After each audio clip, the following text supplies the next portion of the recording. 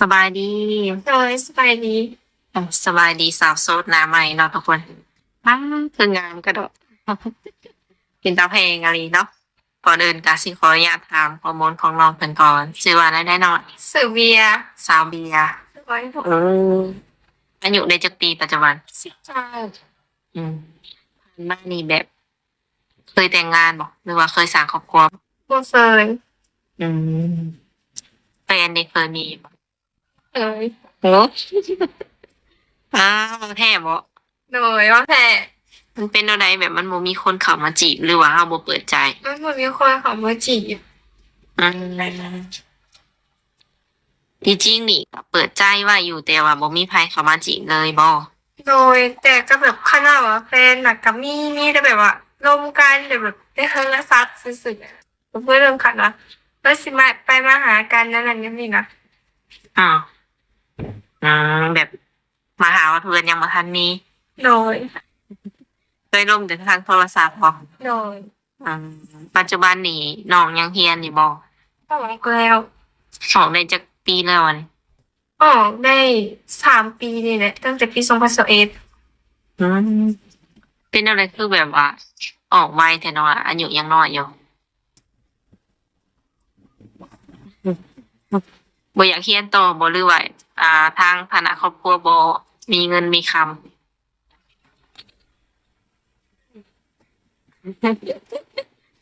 น้องเพิ่นอายเห็นเนาะจังเลยเอ้าตัวใดที่ว่าตอบบ่ได้ก็บ่เป็นหยังเนาะทุกคนก็ให้โอกาสน้องเพิ่นยังใหม่อยู่ยังอยากเขินๆอายๆแต่ว่าตอนนี้ก็ตัดสินใจออกมานี่เฮ็ดเวียกเฮ็ดงานบ่หรือว่าแนวใดบ่ได้เหตุเฮ็ดหยังอยู่สัปัจจุบันนั่นล่ะ อยู่ไหน อยู่เพื่อนนำแม่บ่โดยเอออยู่เพื่อนนี่มีไอ้น้องกันจักคนนี่ค่ะ เจ้าเป็นคนที่เท่าไหร่เป็นคนสุดท้องโอ้สาวหลาเลยบัดนี้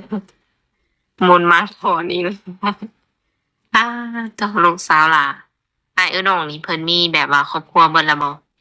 เอื้อยคนโตกะยังบ่ทันมีแต่ว่าเอื้อยคนกลางน่ะมีแล้วอ้าวมีแต่เอื้อยบ่นี่น่ะโดยบ่มีอ้ายเนาะบ่มีผู้หญิงล้วนเลยโดยยิงเบิดสัตว์นะอืมคนกลางก็ได้ครอบครัวแล้วโดยกกสุดก็ยังหล้าสุดก็ยัง โดย เออบัดทีนี้น้องนี่ออกมาเปิดใจเนาะแม่นบ่โดยอืมคือเปิดใจแนวนี้นี่แบบว่าพร้อมสร้างครอบครัวเลยบ่หรือว่าอยากหาคนคุยก่อนยังหาคนคุยก่อนเพราะแบบว่าคุยกันก่อนสินะอืม คุยเข้าใจเลยจังค่อยว่ากันอีกบ่โดยอ๋ออืมยันว่าพร้อมแบบสร้างครอบครัวปุบปับยังบ่ทันเนาะ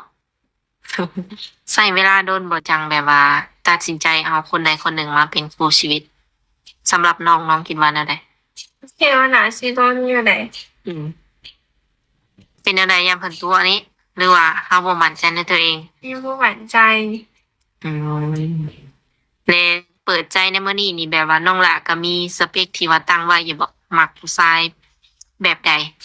อืมห้องบ่ได้เตียงเลยว่าแท้ก็ได้โดยอ่ารูปร่างหน้าตาบ่เกี่ยวเกี่ยวอืมอายุจำกัดบ่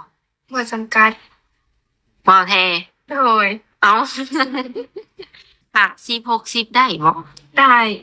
อืมเจ้าสิรับได้แท้ๆนี่ได้ โดยต้องแบบถามคักถามแน่เลยเนาะทุกคน อย่าว่าน้องเพิ่นเว้าเอาใจแบบนมๆบ่หรือว่าแนวใดหั้นน่ะก็คือรับได้อายุนี่ก็เนาะเลยอยากได้คนที่ว่ามีอาชีพการงานหรือว่าร่ำรวยเท่านั้นบ่หรือว่าคนธรรมดาสามัญนี่ก็สามารถคุยสามารถคบได้สำหรับน้องได้หมดอืมบ่จำเป็นต้องว่าร่ำรวยเนาะโดยอืมให้โอกาสเบิดซุผู้ซุคน มักผู้บ่าวทางใดเป็นพิเศษบ่ไทยบ่หรือว่าลาวหรือต่างประเทศ อันใดก็ได้ ขอแค่ว่ามีคนเข้ามาคุยเนาะโดยอามื้อนี้นี่น้องหลาเปิดใจเป็นมื้อแรกบ่โดยอืมเป็นแนวใดมื้อนี้คือว่าตัดสินใจออกมาเปิดใจ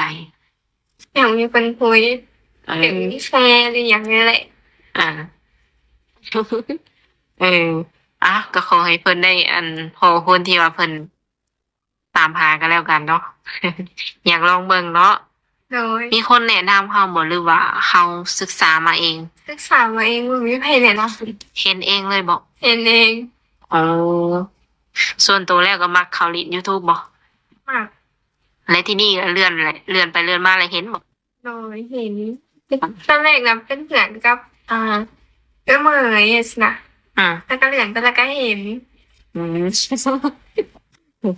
ตอนเห็นครั้งแรกนี่ก็คิดอยากออกมาเปิดใจเลยบอกเลยว่ายังคิดอยู่ ผิดเป็นผิดเลยสองผิดแล้วก็แพทย์บอกว่าแล้วกับมือนี่แล้วก็มาเปิดใจมือนี้เลย โอ้แต่โหแต่คิดหนักพอสมควรเนี่ยนะแบบว่าอ้ายนี่บ่ โดย เออบ่แม่นว่ามีอีหยังดอกแต่ว่ายังกำลังรวบรวมความกล้าอืม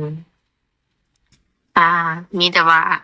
คือเจ้าเองนี่ก็อยู่เพื่อนเนาะปัจจุบันนี่เนาะ โดย เคยไปเมืองไทยอยู่บ่น้องวะ บ่เคย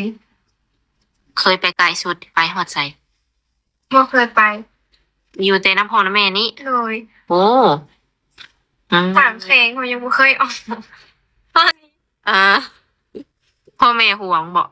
บ่โหเฮาตั้งหมองไปเฮาบ่มักไปไกลสินะ เพิ่นบ่มักเอง โดย แสดงว่าปาร์ตี้นี่แฮงแล้วซะ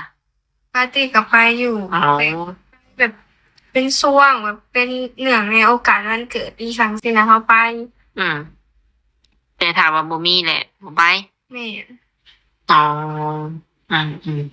บ่เป็นผู้หญิงที่หนุ่มๆหลายคนตามหาแล้วทุกคน สเปคที่แบบว่า มักอยู่เฮือนอยู่ซ่านบ่ค่อยมักออกไปเล่นไปเที่ยว หลายคนตามหาแบบนี้แหละ ส่วนตัวแล้วก็โดนๆแหละไปเทื่อนึงเนาะหรือว่าไปทุกมื้อนี่ก็ได้บ่คุมื้อ คือได้พร้อม เออเอออืมแล้วก็คงใช่ได้แบบนี้เนาะ โดย อืมมีแต่ว่าไปเป็นงานเป็นการ โดย สำหรับผู้ชายที่ว่ามีตำหนิแบบเพิ่นเคยเป็นประมาณมีลูกติดมานำกะน้องหลาโอเคอยู่บ่จุดนี้ โอเคอยู่แบบนี้นะ อืมแล้วถ้าสมมติว่าเพิ่นอยากมา สมมติเฮามักกันแล้วเนาะเพิ่นอยากมาแต่งมาขอเอา เมื่ออยู่น้ำเพิ่นก็ได้บ่ ยังคิดบอก อืมยังหาคำตอบบ่ได้ตัวนี้ เอาง่ายๆนี่น้องเพิ่นยังเคยแบบมีความหักที่จริงจังจากเถื่อเนาะโอเคเนาะทุกคนกลับมาต่อกัน สมมุติว่าแบบ มีผู้บ่าวเขามาคุยหลายๆนี่นะประมาณนี้เนาะน้องละเลยเขาสิตัดสินใจแบบเลือกคนใดคนหนึ่งมาเป็นคู่ชีวิตนี่น้องละเป็นคนเลือกเองบ่หรือว่าให้พ่อกับแม่เป็นคนเลือกให้ เลือกเอง ขึ้นอยู่กับเจ้าเอง โดย อย่าว่าพ่อแม่บ่มักเลยก็คือบ่เอาเลย คิดว่าได้เลยจ้ะ ต้องเลือกเองถ้าได้น้องก็สิเลือกเอง อืม ใส่หัวใจเลือกเองเลย โดย อ๋อคือฐานะนี่บ่เกี่ยวหรอกว่าน้องว่าเนาะ โดย อืม ตอนนี้นี่มีสิทธิ์เท่าเทียมกันเบิดเพราะว่าสิอยู่ในหรือว่าต่างประเทศเนาะ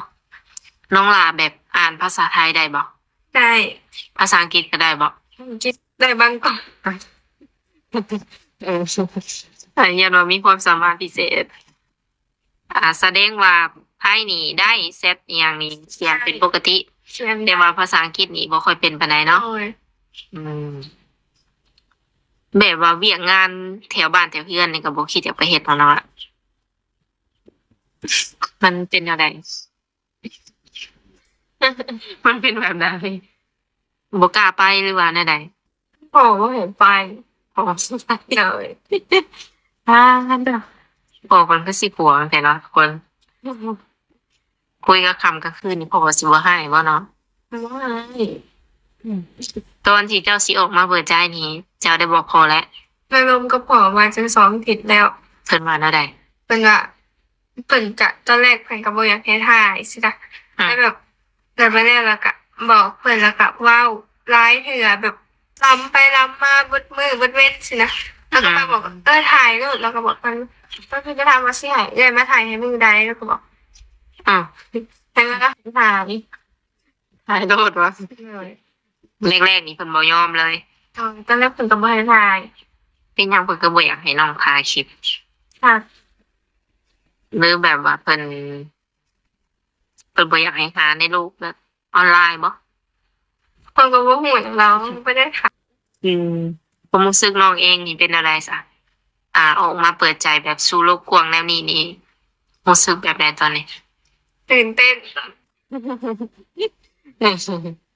ตื่นเต้นอย่างเดียวบ่ เลย อืมครั้งแรกที่ออกกล้องเนาะแล้วก็ครั้งแรกที่เปิดใจใช้เวลาโดนพอสมควรเพื่อสิได้ออกมาเปิดใจกันเนาะถ้าว่าน้องละเนาะถ้าว่ามีคนพร้อมดูแลหรือว่าพร้อมซัพพอร์ตเฮาเนาะน้องละอยากเฮ็ดเกี่ยวกับหยังบ่อยากทำมาค้าขายหยังบ่ ลูกคิดบอก อืมเรื่องแนวอยู่แนวกินก็เฮ็ดเป็นสมมุติว่าเฮ็ดขายนี่ก็เฮ็ดได้บ่ ได้ อันนี้เป็นเฮือนซานบ้านช่องของน้องเลยบ่ เลย มีเฮือนจักหลัง อย่างเดียว รถมีรถหนึ่งมีรถจักรยานแบบรถใส่ในเฮือนในศาลเฮา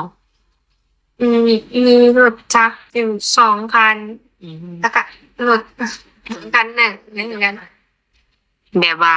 รถเป็นของเจ้าของนี่ก็มีบ่ บ่มี มีแต่ของพ่อของแม่เบิดเลย เลย ดินดอนตอนหยาคือกันเนาะ เลย เพราะว่ายังน้อยอยู่ทุกคน ยังมีเวลาหาอีกโดนเนาะทุกคน คือเอาตรงๆนี่น้องหลาแบบว่าอยากสร้างครอบครัวตอนอายุจักปี ในใจกับอีกสักประมาณ5 ปีข้างหน้าซะยังเก็บก็ให้น้องอายุ25 24 3 ปีแบบเนี้ย อืมจนถ่าได้สิบอกอายุไปก่อนว่าเนาะทุกคน อืมมีแบบว่าผู้บ่าวรุ่นราวคราวเดียวสั่งกันกับพ่อกับแม่ก็บ่คิดอายอีก ใช่ยังมันว่าเป็นเรื่องที่น่าอายเลย อ๋อเป็นอะไร น้องไง อ่าน้องล่ะลองเว้าเบิ่งดูให้FC เพิ่นฟังดูแบบว่าความคิดเฮาเป็นประมาณใดสำหรับคนที่อายุหลายกว่าเฮาแต่ว่าคบกันแล้วนี่นะบ่คิดอายประมาณนี้ ว่าผิดไป คนสมมุติคนเว้าแนวใดก็น้องล่ะสิบ่คิดแบบว่าเปลี่ยนใจหรือว่าคิดร้ายบ่ สำหรับน้องแล้วน่ะถ้ามีคนเล่า อืม แต่คนที่น้องแบบย่านสุดๆนี่แม่นน้องบอกน้องบ่อยากให้ผู้บ่าวน้องอะนะได้ยินคำที่คนอื่นเว้าสนิท อืมยามเพิ่นเสียใจ โอ้ย แสดงว่าน้องหลาได้ยิน แต่ว่าน้องหลานี่บ่เล่าให้เพิ่นฟังเลยเนาะ โอ้ย สมมุติในอนาคตอีแม่นบ่ โอ้ย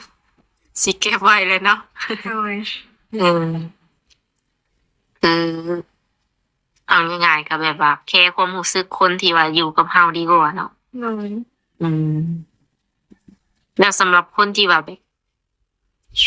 เพิ่นอยากไปแบบอยากมาดูโตแต่ว่ามาบ่ได้อยากให้เฮาไปหาฮอดฝั่งไทยโดดนั้นน้องอะคิดว่าแนวใด ยังคิดบ่ได้เลยตัวนี้ สมมุติว่าไปแท้ๆนี่พ่อก็สิอนุญาตบ่ การสิอนุญาตที่จะต้องได้ไปกับแม่บ่แม่ก็กับเอื้อยแหละ ต้องมีคนไปนำเลยเนาะ โอ้ย บ่แม่ก็เอื้อยหรือว่ามีหมู่อีกบ่ อืม ถ้าไปกับหมู่นี่พ่อกับแม่สิไว้วางใจให้ไปได้บ่ น่าสิได้ อืม น่าสิไป อืม ไปดูโตว่าซั่นเนาะไปเบิ่งตัวจริงค่ะเลยน้องหลาเลยความหมายก็คือแบบเพิ่นอยากให้เฮาเห็นตัวจริงเพิ่นเนาะเพิ่นก็อยากเห็นตัวจริงเฮาถ้าว่ารับได้ก็คือคุยต่อถ้าว่ารับบ่ได้ก็บอกเพิ่นไปตรงๆแต่ละคนนี่น้องหละมีแบบว่าสิทธิ์ตัดสินใจเบิดทุกคนถ้าว่าน้องหละบ่โอเคเนาะก็บอกเพิ่นไปตรงๆแล้วนิสัยหลักๆที่ว่าน้องมักนี่เจ้ามักแบบใด แบบว่ามักนิสัยผู้ชายนี่นะอยากให้เพิ่นเป็นประมาณใดเอาอกเอาใจเก่งบ่หรือว่าแนวใด เป็นแบบใดก็ได้สำหรับน้องบ่ตีแต่แบบ เขาได้แบบน้องสร้างอย่างหนึ่งก็คือแบบสร้างแบบทำขีดตัวอันนะ อืม แบบว่าได้แบบตัวนั่นตัวนี้สินะ อืม ของหมูหมักแต่อันนี้แหละ เรื่องแบบว่าใจร้อนใจเย็นหรือว่า คุยตลอดเวลานี่กันบ่ตีบอก ปกติตอนนี้ก็ บ่รำคาญติเนาะ บอกนะ เออหน่อยสิว่าโทรมาดูเพราะว่าทางเอื้อยเองการแบบ เวลาเขาถามแนวนี้เนาะหนุ่มๆแต่ละคนเพิ่นสิเข้ามาฟังแล้วเพิ่นก็จังสิได้ฮู้ว่าควรเฮ็ดตัวแบบใดจะบ่มักคนที่โทรมาดุโทรมาตลอดเพิ่นก็สิโทรมาเป็นช่วง โทรมาเป็นเวลาเนาะอืม เอาไว้ คือน้องนี่ว่างเกือบว่าตลอดทุกเวลา น่าไว้ บ่เคยเฮ็ดเวียกเฮ็ดงานหยังอีหลีเนี่ยบ่ เขาบ่เคยขนาดเวียกคืองานแบบร่างสวยประเทศอีสังสินะเขาเห็นแต่เวียกนอกเขาบ่เห็น อืม สินะ คิดซื่อๆแต่ว่ายังบ่เคยไปเฮ็ดเนาะ เขาบ่เคย แสดงว่าแต่ละมื้อนี้คำมาแล้วนอน เนาะไว้ อยู่กับเฒ่าพ่อเฒ่าแม่เพิ่นเป็นงานบุญหรือว่างานอีหยังนี่ไปเล่นอยู่บ่ ไป อืม ไปแต่ต้องได้มีมือกลับให้ตรงเวลา ไปตังให้นะ อ๋อ อ่าต้องอืมพอเพิ่นอยากสิว่าไดเข้มงวดแหน่จักหน่อยเนาะก็บ่ติเพิ่นแหละเพิ่นลูกสาวหลานเด้ก็เพิ่นก็อยากให้อยู่ในกรอบนั้นจักหน่อย สูงสุดนี่เพิ่นให้ดินฮอดจักโมงแล้วให้กลับมา 12 โมงให้ฮอดเฮือน เออโอ้ยสำนักก็ซ้ำสิลิ้นแล้วเนาะอะเอาก็ไปแต่อันที่แรก7โมง เนี่ย